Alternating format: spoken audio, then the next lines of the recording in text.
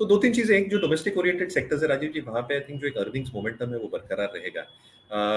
Government जब election mode में जाती है तो एक्सेलरेशन ऑफ कैपिटल इन्वेस्टमेंट्स और जो प्रोजेक्ट कंप्लीशंस होते हैं, ये अच्छे खासा तूल पकड़ते हैं और हमें लगता है आई थिंक रोड प्रोजेक्ट्स हों, हाईवे प्रोजेक्ट्स हों, काफ़ी हैवी इंफ्रा रिलेटेड प्रोजेक्ट्स हों, मेट्रो लाइन्स की घोषणा हो सकती है, ऑर्डरिंग एक्टिविटी अच्छी खासी बढ़ सकती है वहाँ पे लेके, ports activity so on so forth.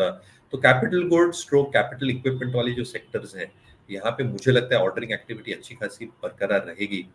Post Jan Feb जब हम इलेक्शन मोड में निकल जाएंगे तो ऑर्डर्स नहीं आएंगे, तो आई थिंक काफी प्री ऑर्डरिंग आ सकती है and the government will ensure कि अच्छा खासा एग्जीक्यूशन अगले 3 से 6 महीने में हो जाए। तो सीमेंट तो वहाँ कंपनी कुछ लेना है? कैपिटल, नहीं, वहाँ कुछ लेना है साथ में कैपिटल नहीं तो गुड्स में, बिल्कुल, या जैसे मैं कह रहा था एल&टी इक्विपमेंट अगर में? डिक्लाइंस पे थोड़े मामूली डिक्लाइंस पे मिले तो बिल्कुल ध्यान में रखना चाहिए, because that's absolutely a proxy to Indian economy. Cement companies में अल्ट्राटेक, डालमिया भारत आपके फोकस लिस्ट में रहना चाहिए। वैल्यूएशंस ऑब्वियसली आई थिंक थोड़े प्रीमियम पे ही रहते हैं, बट अगेन जो एक रीच है, जो एक एक्सपेक्टेशन है अर्निंग्स ग्रोथ की, वो ठीक ठाक रह सकती है। Ramco cements in similar breath should be kept on your focus as well. जो छोटी मझौली कंपनीज हैं मिड कैप स्पेस में, जो इंजन्स प्रोवाइड करती हैं, बॉयलर्स प्रोवाइड करती हैं, जैसे त्रिवेणी इंजीनियरिंग हुआ, त्रिवेणी टर्बाइन्स हुआ with in the Triveni group, ये काफ़ी इंटरेस्टिंग लग रही है। तो मुझे लगता है कि ये स्पेस फोकस में रहेगा और वहाँ पे अर्निंग्स ग्रोथ भी ठीक ठाक है। जी। Banking sector? ठीक ठाक लग रहा है। और जो तुलना हम कर रहे हैं यूएस बैंक्स, यूरोपियन बैंक्स, अपनी परिस्थिति as far banks are concerned is far far better. एक बहुत थम्स अप बड़ा देना चाहिए रेगुलेटर्स को। और ये परिस्थिति में मुझे लगता है I think a mix of private and public should be there on your focus. अच्छे खासे स्टॉक्स चल चुके हैं, बट अभी भी हमें लगता है कि पब्लिक सेक्टर में valuations at least large cap banks में रीजनेबल है। State bank, bank of Baroda आपके डेफिनेट फोकस में रहने चाहिए। Within the large private sector banks, हमें लगता है आई थिंक एचडीएफसी बैंक ने, even if the guidance was a little bit of a howler, एक दो तिमाही शायद टफ हो जाए, एक कंसोलिडेशन प्राइस और टाइम वाइज शायद स्टॉक निकल जाए, but post these quarter numbers जो एग्जैक्ट नंबर्स आएंगे, निम्स की पोजीशनिंग कैसी है, मैनेजमेंट कमेंट्री कैसी है, मुझे लगता है आई थिंक ये स्टॉक आपको बिल्कुल दाव में रखना चाहिए। और अगर आपके पास आईसीआईसीआई बैंक जैसे स्टॉक्स हैं, वो आपके पोर्टफोलियो में मेंटेन जरूर होना चाहिए। जी। तो यहाँ पे जैसे एचडीएफसी बैंक अभी 1500 के थोड़ा ऊपर है, ये लेवल मतलब अट्रैक्टिव है या अभी वेट एंड वॉच है?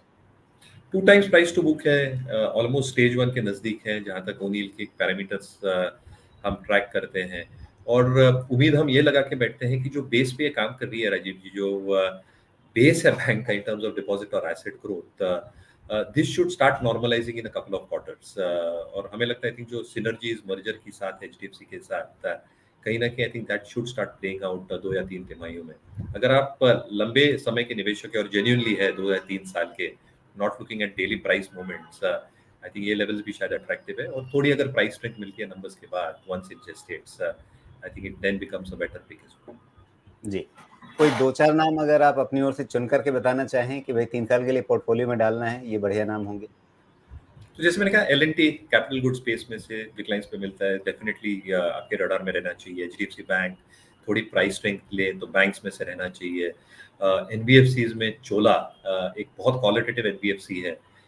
It is never disappointed in terms of numbers, और मैं उम्मीद करता हूँ नहीं करे, क्योंकि जैसे एक ट्रैक रिकॉर्ड रहा है, I think earnings growth stable रहनी चाहिए कंपनी के लिए।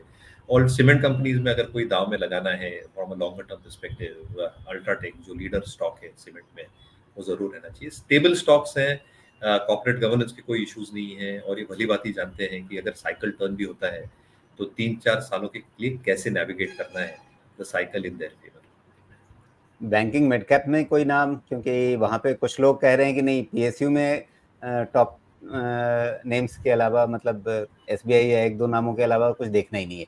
कुछ लोग कहते हैं कि नहीं, अभी वहाँ पे अपॉर्चुनिटी है, हो सकता है कि जो मिड कैप पीएसयू बैंक हैं वो शायद आपको कुछ समय में 50% या उससे भी ऊपर का रिटर्न दे दें।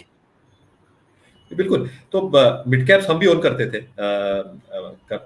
महाराष्ट्र बैंक, कैनरा बैंक अच्छा खासा रिटर्न दिया है, बट वैल्यूएशंस और अभी जो अर्निंग्स की एक एक्सपेक्टेशन है वो लार्जली प्राइस हो गई है। तो हमें लगता है I think larger PSU banks पे फोकस करना चाहिए, वहाँ पे कंफर्ट है वैल्यूएशन का, और अर्निंग्स जी। आई थिंक करने की।